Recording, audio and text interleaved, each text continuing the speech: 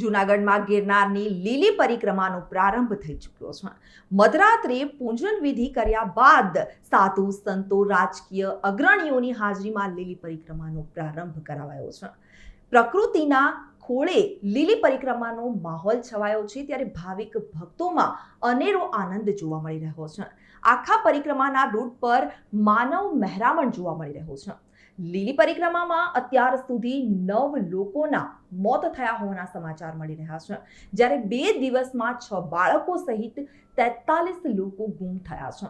લીલી પરિક્રમાની શરૂઆત પહેલા જ 2 યાત્રાળુઓના હાર્ટ એટેકથી મોત નીપજ્યા છે. મૃતકનું નામ પરસોત્તમભાઈ જગદીશભાઈ હોવાનું સામે આવ્યું હોય અને તેનું એટેકમાં મૃત્યુ થયું છે. રાજકોટના મહેશ રૂડાભાઈનું પણ હાર્ટ એટેકથી મોત થયું છે.